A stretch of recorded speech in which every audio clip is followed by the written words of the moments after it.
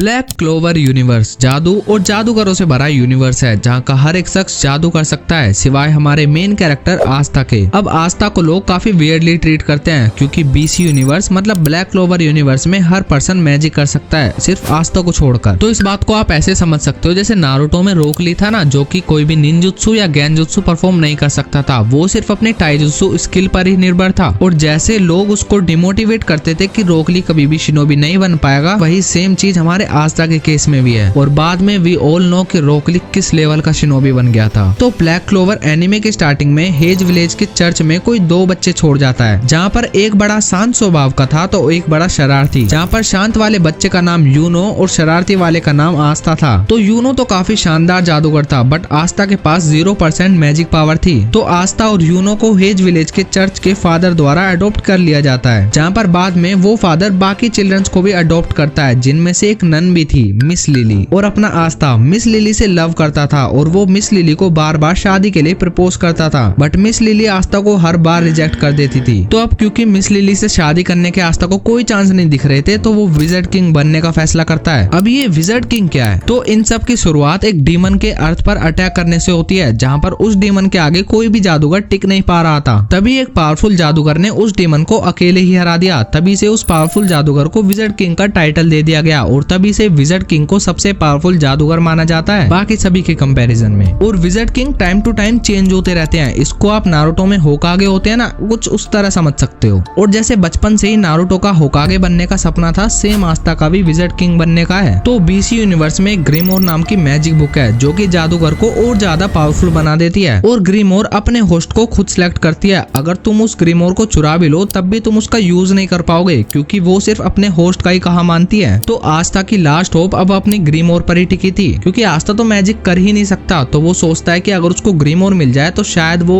Magic कर पाए। But ग्रिमोर book को यूज करने के लिए आपका सबसे पहले 15 साल का होना इम्पोर्टेंट है। तो जब आस्था और यूनो 15 साल के हो जाते हैं तो वो ग्रिमोर टावर आ जाते हैं, जहाँ पर उनको उनकी ग्रिमोर बुक मिलने वाली थी। और बाकी अदर क्लोवर विलेज से भी बच्चे आए हुए थे, तो सभी अपनी अपनी ग्रिमोर बुक लेने के लिए आगे आ जाते हैं और उन सभी को अपनी अपनी ग्रिमोर बुक मिल भी जाती है सिवाय हमारे आस्था के। बट दूसरी तरफ यूनो को 4 लीफ क्लोवर ग्रिमोर मिलती है जो कि इससे पहले सबसे पहले जो विजर्ड किंग बना था ना उसके पास थी। और इस ग्रिमोर की खासियत है कि ये होस्ट को पावर और लक देती है। 4 लीफ क्लोवर ग्रिमोर की तरह ही ऐसी 4 ग्रिमोर और हैं, जिनमें से पहली 3 विश्वास, उम्मीद और प्यार को सिंबलाइज करती हैं और लास्ट वाली डेविल को। तो यूनो अपनी ग्रिमोर लेकर घर जा ही रहा होता है, इतने में उसे रेवची नाम का एक मैजिक नाइट उसे रास्ते में मिल जाता है जो कि यूनो की ग्रिमोर को चुराना चाहता था। बट मैंने आपको बताया कि ग्रिमोर कोई बेशक चुरा ले बट वो उसको यूज नहीं कर पाएगा। तो ये रेवची करने क्या वाला है उसका? एक्चुअली रेवची ना उसको ब्लैक मार्केट में सेल करना चाहता है क्योंकि 4 लीफ क्लोवर ग्रिमोर की उसे काफी अच्छी खासी कीमत मिलेगी क्योंकि वो इतनी यूनिक और पावरफुल ग्रिमोर जो है। तो अब रेवची यूनो को पूरी तरीके से अपनी जंजीरों में जकड़ लेता है, बट इतने में आस्था वहां आ जाता है और यूनो को बचाने की कोशिश करता है। बट आस्था भी रेवची की जंजीरों में पूरा घिर जाता है। बट आस्था हार नहीं मानता है, उसको अपने ऊपर विश्वास था कि वह रेवची से यूनो को बचा लेगा और उसके इसी अटूट विश्वास की वजह से उसके सामने वो डेविल वाली ग्रिमोर प्रकट होती है। तो आस्था की ग्रिमोर में से एक बड़ी सी सोर्ड निकलती है जिससे वो रेवची को मार देता है। एंड फाइनली अब आस्था को भी उसकी ग्रिमोर मिल गई है जो कि बेशक डेविल है बट है बहुत पावरफुल। तो इतना सब होने के बाद आस्था और यूनो दोनों ही विजर्ड किंग बनने के लिए अपना नेक्स्ट स्टेप जो कि क्लोवर किंगडम की रॉयल कैपिटल में जाकर वहाँ की मैजिक नाइट्स की स्क्वाड में सिलेक्ट होना था, उसके लिए आगे बढ़ जाते हैं। बट मैजिक नाइट की स्क्वाड में ऐसे कोई भी सिलेक्ट नहीं हो सकता। जैसे ग्रिमोर सबको मिल जाती है वैसे मैजिक नाइट के स्क्वाड में होने के लिए आपको टेस्ट देने पड़ेंगे जिनको पास करना हर किसी के बस की बात नहीं है। तो यूनो और आस्था क्लोवर किंगडम की रॉयल कैपिटल में आ जाते हैं टेस्ट देने के लिए। यूनो अपने हर टेस्ट में काफी अच्छा परफॉर्म कर रहा था, वहीं दूसरी तरफ आस्था अपने हर टेस्ट में फेल हो रहा था। तो टेस्ट के रिजल्ट में मैजिक नाइट के हर स्क्वाड का कैप्टन यूनो को अपनी स्क्वाड में लेना चाहता था, बट यूनो गोल्डन डाउन की स्क्वाड में जाना चाहता था क्योंकि बाकी अदर मैजिक नाइट की स्क्वाड के कंपैरिजन में गोल्डन डाउन काफी टॉप पर और पावरफुल स्क्वाड थी। और गोल्डन डाउन स्क्वाड में जाने से यूनो की जो विजर्ड किंग बनने की जर्नी है वो काफी ज्यादा आसान हो जाने वाली थी। और दूसरी तरफ हमारा आस्था जिसको कोई भी अपनी स्क्वाड में लेना ही नहीं चाहता था। तो इतना देख आस्था वहीं चिल्लाने लग जाता है और रोने लग जाता है। तो इतने में ब्लैक बुल के स्क्वाड कैप्टन को आस्था में एक पोटेंशियल दिखता है। उनको लगता है कि ये बंदा कुछ तो कर लेगा, तभी वो आस्था को अपनी ब्लैक बुल स्क्वाड में ले लेते हैं। बट आपको एक बात बता दूं, ब्लैक बुल स्क्वाड सबसे बेकार स्क्वाड है बाकी अदर स्क्वाड्स के मुकाबले। तो यूनो अपने टॉप स्क्वाड में सिलेक्ट हुआ है और आस्था सबसे घिसी पिटी स्क्वाड में। तो अब आगे देखना होगा कि इन दोनों की विज़र्ड किंग बनने की जर्नी कैसी जाती है। तो आज की ब्लैक क्लोवर इंट्रो वीडियो में इतना ही। अगर आपको कोई और डिटेल जाननी है अबाउट ब्लैक क्लोवर एनीमे तो आप मुझे कमेंट में बता सकते हो।